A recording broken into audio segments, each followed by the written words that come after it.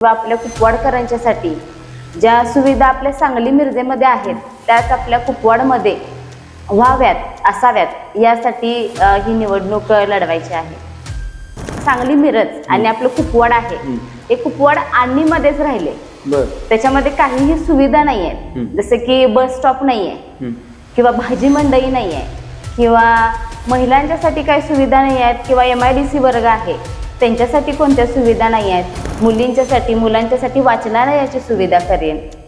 त्यानंतर आपल्याला भाजी मंडई नाही आहे कुपवाडमध्ये, रस्त्यावरती भाजी असते त्याचं एक सुविधा होईल। त्यानंतर बरेच अशी कामं आहेत करण्यासाठी कुपवाडमध्ये, ते मी करण्याचा नक्कीच प्रयत्न करेन।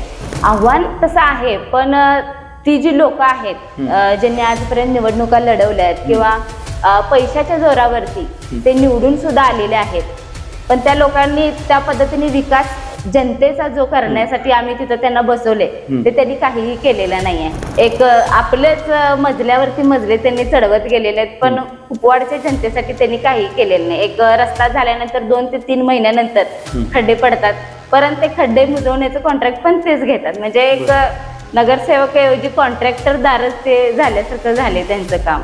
त्या नगरसेविका आहेत, पण त्यांच्याऐवजी वॉर्डमध्ये रस्त्यावरती किंवा दुसऱ्यांना भेटी वगैरे फक्त त्यांचे पती कोण असतील ते करतात, त्या स्वतः कोणत्याही कशाही सहभाग घेत नाहीत। पण माझ्या वेळेस असं होणार नाही। नमस्कार, मी चेतन सावंत। स्पेशल गोष्टच्या माझा प्रभाग माझा विजन या कार्यक्रमामध्ये आपणा सर्वांचं मनपूर्वक स्वागत। आज आपण स्पेशल गोष्टच्या माझा प्रभाग माझा विजन ह्या कार्यक्रमाच्या माध्यमातून सांगली मिरज कुपवाड महानगरपालिका क्षेत्रात आलेलो असून या ठिकाणी प्रभाग क्रमांक 2 मधून इच्छुक असलेल्या उमेदवार म्हणजे प्राजक्ता सनी धोत्रे यांच्यासोबत आपण हितगुज साधणार आहोत आणि त्यांनी केलेली कामं असतील, त्यांच्या भविष्यातील विजन असतील, त्यांच्या प्रभागातील समस्या असतील, ह्या सगळ्या गोष्टी त्यांच्याकडून आपण आज जाणून घेणार आहोत। मॅडम, तुमचं स्पेशल गोष्ट मध्ये मनापासून स्वागत। नमस्ते। तर काय सांगाल तुम्ही, प्रभाग क्रमांक 2 मधून तुम्ही निवडणुकीच्या रिंगणात उतरताय, तर का तुम्हाला असं वाटतंय की मला ह्या निवडणुकीला सामोरं जायचंय आणि निवडणुकीला उतरायचंय? नमस्कार, मी प्राजक्ता सनी धोत्रे, सुशिक्षित महिला उमेदवार आहे आणि आपल्या कुपवाड प्रभाग क्रमांक 2 मध्ये गेली 2 निवडणुका झाल्या, त्यामध्ये महिला हा वॉर्ड पडलेला आहे। इकडं अनुसूचित जातीमध्ये महिला उमेदवार आहेत आणि मला आपल्या महिलांच्यासाठी किंवा आपल्या कुपवाडकरांच्यासाठी ज्या सुविधा आपल्या सांगली मिरजेमध्ये आहेत त्याच आपल्या कुपवाडमध्ये व्हाव्यात असाव्यात यासाठी ही निवडणूक लढवायची आहे। तुम्ही म्हणताय की ज्या सांगली मिरजेमध्ये ज्या सुविधा आहेत आणि त्या कुपवाडमध्ये व्हाव्यात ह्यासाठी तुम्हाला निवडणूक लढवायची आहे, तर कुठल्या म्हणजे समस्या कुपवाडमध्ये आहेत असं तुम्हाला वाटतंय? कुपवाडमध्ये आता आपले जवळजवळ 30 वर्ष झाले असतील कुपवाड महानगरपालिका आहे, पण ज्या सांगली मिरज आणि आपलं कुपवाड आहे हे कुपवाड आणीमध्येच राहिले। त्याच्यामध्ये काहीही सुविधा नाही आहेत, जसे की बस स्टॉप नाही आहे किंवा भाजी मंडई नाही आहे किंवा महिलांच्यासाठी काही सुविधा नाही आहेत किंवा MIDC वर्ग आहे त्यांच्यासाठी कोणत्या सुविधा नाही आहेत।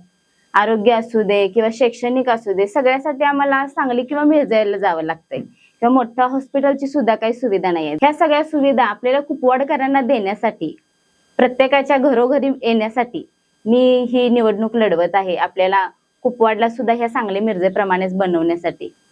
तुम्ही म्हणताय की बऱ्याच गोष्टींची वानवा या ठिकाणी समस्या आहे, तर कुपवाडच्या या अधोगतीला जबाबदार कोण आहे असं तुम्हाला वाटतंय? जबाबदार आता आपले हे नगरसेवक हेच असणार आहेत जबाबदार।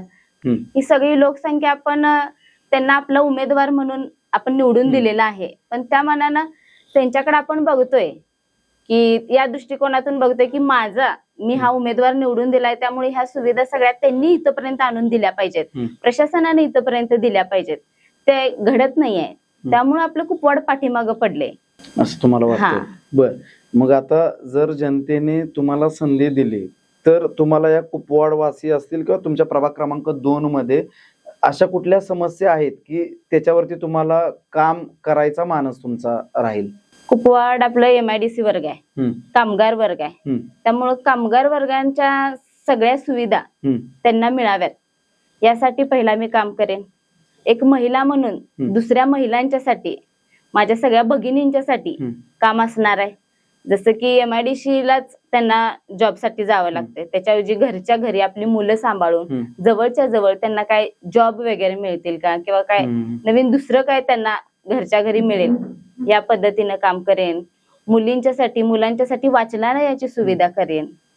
त्यानंतर आपल्याला भाजी मंडई नाहीये कुपवाडमध्ये, रस्त्यावरती भाजी असते, त्याचं एक सुविधा होईल. त्यानंतर बरेच अशी कामं आहेत करण्यासारखी कुपवाडमध्ये, ते मी करण्याचा नक्कीच प्रयत्न करेन. तुम्हाला वाटते जनता तुमचा विश्वास ठेवून तुम्हाला संधी देईल म्हणून?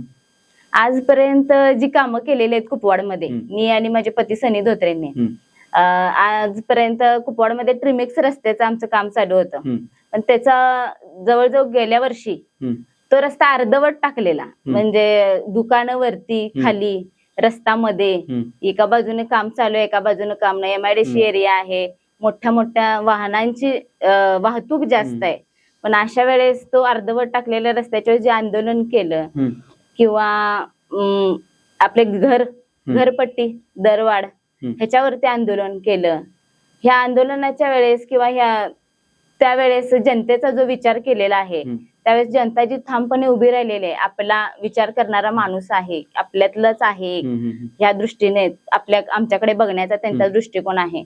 या दृष्टिकोनावरून असं वाटतंय की कुपवाडची जनता आम्हाला ह्या संधी जी आम्हाला मिळणार आहे त्यामध्ये आमच्या सोबत आहे, आम्हाला सहकार्य लाभेल त्यांचं. ह्याच दरम्यान आपल्याकडं सगळ्यात मोठा आणि भयंकर आजार पसरला, कोविड सारखा.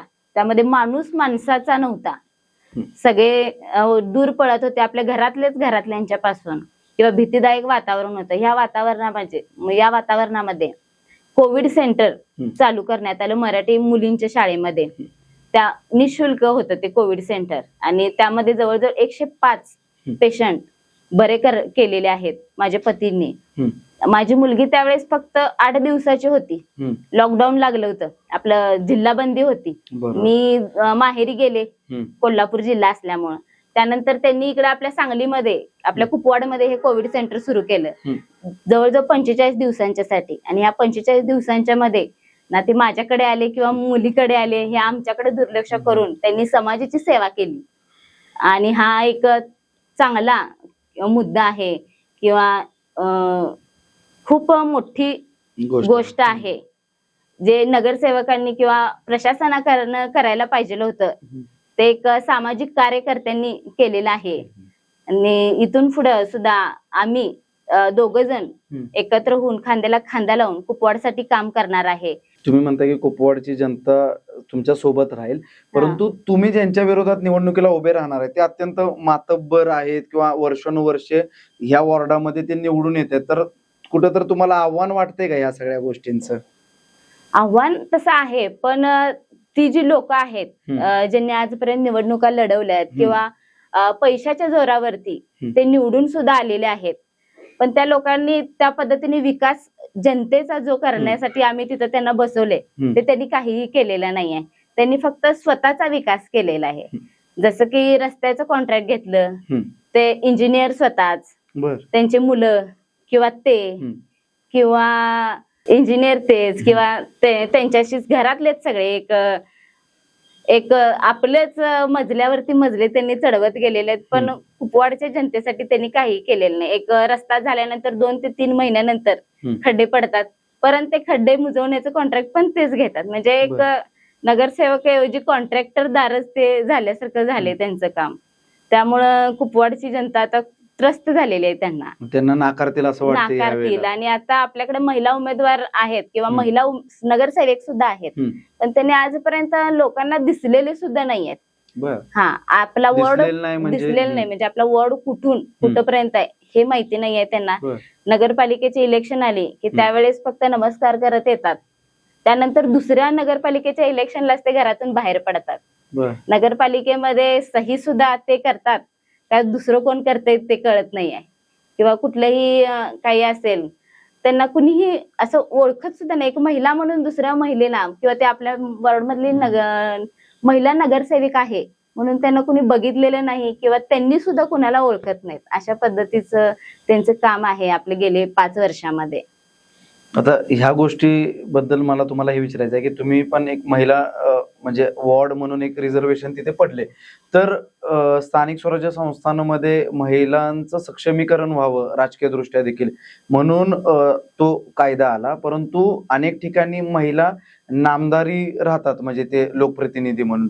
तर या गोष्टीचं कुठंतरी वैषम्य वाटतं का, किंवा तुम्हाला संधी भेटली तर तुमच्या बाबतीत तसं होणार नाही ह्याची खात्री तुम्हाला आहे का? हो. कारण तुमचे पती तुम्ही- देखील हा, आता जे म्हटलं ते बरोबर आहे एकदम. हम्म. कारण आता आपल्याकडे महिला नगरसेविका आहेत, हम्म. त्यांचं तसंच झालेलं आहे. त्या नगरसेविका आहेत, पण त्यांच्याऐवजी वॉर्डमध्ये रस्त्यावरती किंवा दुसऱ्यांना भेटी एक वगैरे मिनिट.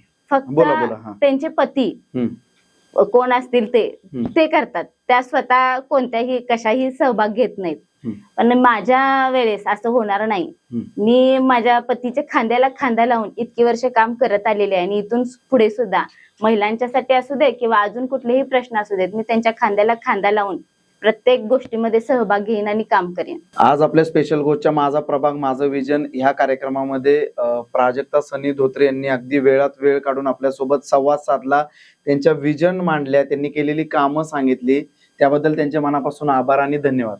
थँक्यू.